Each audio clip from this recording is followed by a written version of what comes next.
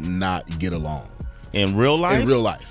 I did not know this. Yeah. Like we didn't get. But every single week before taping, we'd come together, we'd put our hands together, we'd bow, and we'd pray before we go out there. Before stepping into a conflict zone, two men who could barely tolerate each other would still come together and pray. That image isn't from a movie, it's described as real life. Malcolm-Jamal Warner and Eddie Griffin reportedly set aside their personal differences every week for years while working together. For about 4 years, they pushed through tension and disagreements because, as they saw it, they were involved in something bigger than themselves. It wasn't just acting to them. It felt like a struggle for survival and meaning inside an industry they didn't fully trust. Eddie Griffin has spoken for more than a decade about what he believes happens behind the scenes in entertainment. He often questions where honesty and integrity have gone, especially for black performers. In his view, Hollywood doesn't simply entertain, it also shapes how people are seen and treated. He has repeatedly suggested that outspoken black men are often pressured to soften their image, stay quiet, or play roles that fit stereotypes instead of breaking them. According to this perspective, that pressure wasn't just abstract. It showed up during his time working on the sitcom Malcolm and Eddie. The show, which starred both Eddie Griffin and Malcolm-Jamal Warner, ran in the late 1990s and was built around their comedy partnership. But behind the humor, there were reportedly creative disagreements about direction, tone, and how black characters should be portrayed. Eddie believed the show had the potential to present something different, black characters who were funny without relying on the usual clichés. However, he felt that not everyone in the industry supported that vision. In his words, there was resistance to anything that didn't match what audiences were already used to seeing. That tension created ongoing conflict between cast, writers, and production decisions. At the same time, Malcolm-Jamal Warner was also dealing with his own challenges. Having risen to fame as Theo Huxtable on The Cosby Show, he had already experienced life as one of America's most recognizable TV sons. Transitioning into other roles meant dealing with expectations from audiences and pressure from the industry. According to Eddie's interpretation, Malcolm wasn't just acting through scripts. He was navigating a deeper mental and emotional battle about identity, creativity, and control. The situation reportedly became more strained as the series approached syndication eligibility. In television, reaching a certain number of episodes can unlock long-term financial rewards and continued airing rights. There were expectations that the show would continue until it reached around 100 episodes, but it ended earlier than that, at approximately 88 episodes. Eddie has suggested that creative disagreements and behind-the-scenes frustration contributed to the decision to end the series before that milestone. For years afterward, Eddie Griffin continued to talk about his experiences in stand-up performances and interviews. He often used comedy as a way to express serious concerns about the entertainment industry. In his view, media often reinforces certain patterns when it comes to black celebrities, especially black men who become widely successful and influential. He argued that these patterns are not random, but repeated in ways that shape public perception.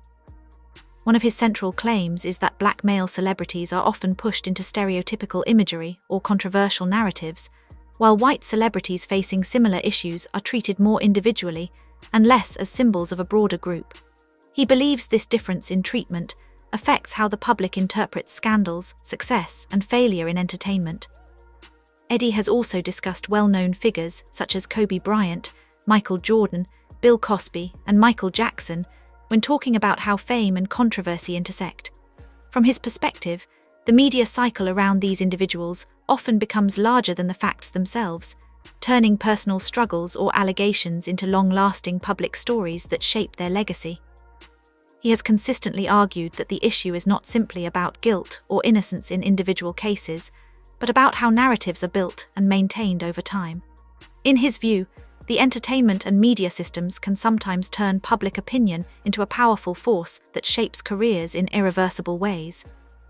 Malcolm-Jamal Warner's later years were seen by some observers as a period where he became more open in expressing personal views through social media and interviews. He began speaking more directly about cultural messages, representation, and the influence of media on audiences. Some interpreted this as him becoming more outspoken compared to earlier parts of his career. Tragically, Malcolm-Jamal Warner passed away on July 20, 2025, after a drowning incident near the coast of Costa Rica. The circumstances were reported as accidental, with no evidence of foul play confirmed publicly. His death shocked fans who had followed him since his early days on The Cosby Show, and later through his work in film, television, and music. Following his passing, Eddie Griffin posted a long tribute reflecting on their shared history. He described Malcolm not only as a co-star, but as someone he had fought alongside in a professional and creative sense. In his message, he listed Malcolm's roles in life: father, artist, teacher, friend, and emphasized that despite disagreements, there was always respect and a deeper bond between them. Throughout all of Eddie Griffin's commentary over the years, one consistent theme stands out in his view. He believes that speaking openly in the entertainment world can come with consequences, and that systems of fame, media, and storytelling are more connected than they appear on the surface.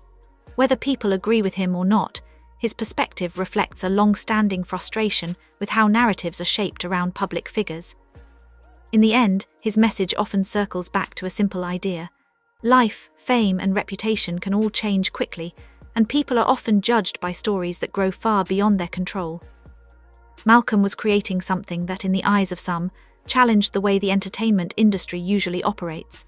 Through his work, especially his podcast Not All Hood, he tried to question common stereotypes that had been repeated for years. Instead of accepting those patterns, he aimed to flip them and show a different perspective. His words and ideas felt like a pushback against what many people see as limiting narratives in media. Alongside his criticism of Hollywood, he often connected his thoughts to larger systems that he believed influenced how Black stories and identities are shaped. In interviews and public discussions, he spoke about how culture, media, and entertainment can affect how people see themselves and each other.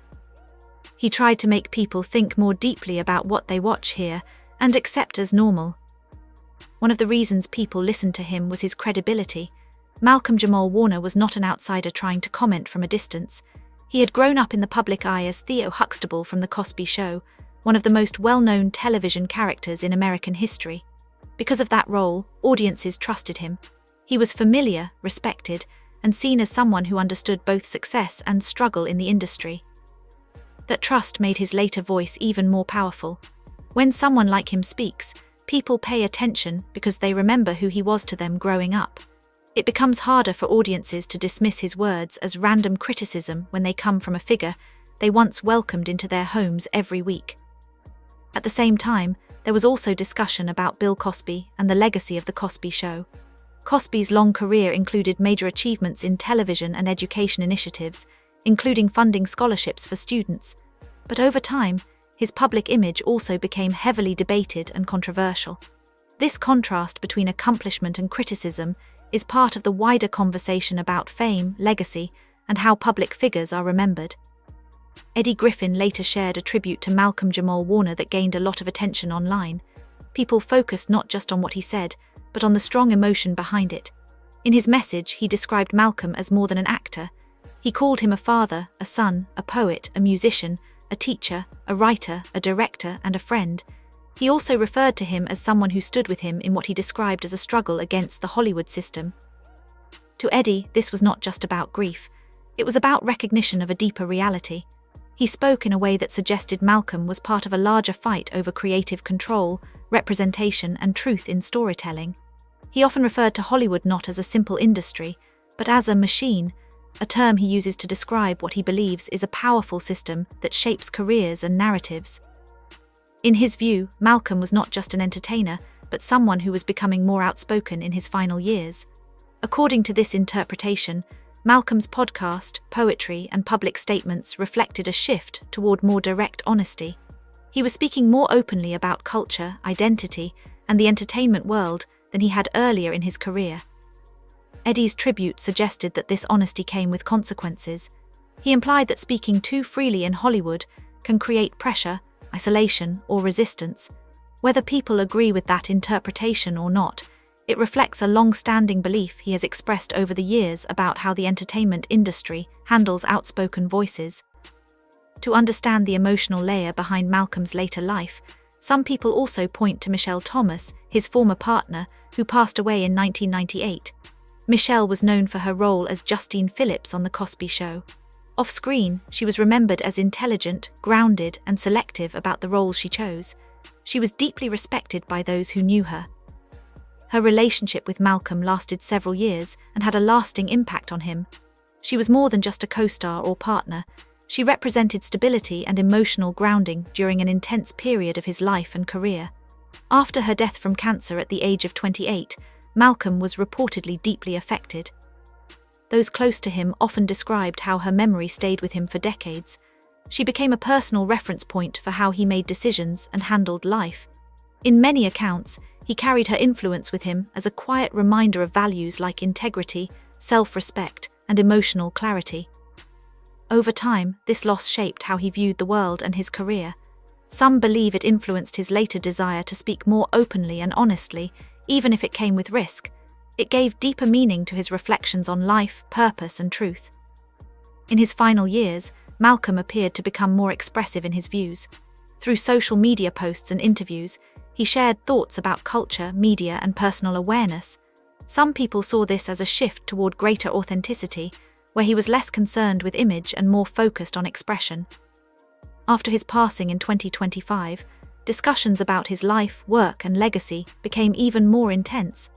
Eddie Griffin's tribute added to those conversations, especially because of the strong language he used to describe their shared experiences and his interpretation of Malcolm's journey. No matter how people interpret these events, Malcolm-Jamal Warner's legacy remains tied to both his early success and his later reflections on life and industry. He is remembered by many for his talent, his presence on screen, and his willingness to evolve as an artist and thinker over time. In the end, his story is often viewed through different lenses. Some focus on his career in television, others on his creative evolution, and others on the deeper meanings they believe shaped his final years. What remains consistent is that he left an impact that continues to be discussed, analyzed, and remembered in different ways. Set aside their personal differences every week for years while working together. For about 4 years, they pushed through tension and disagreements because, as they saw it, they were involved in something bigger than themselves. It wasn't just acting to them. It felt like a struggle for survival and meaning inside an industry they didn't fully trust. Eddie Griffin has spoken for more than a decade about what he believes happens behind the scenes in entertainment. He often questions where honesty and integrity have gone, especially for Black performers.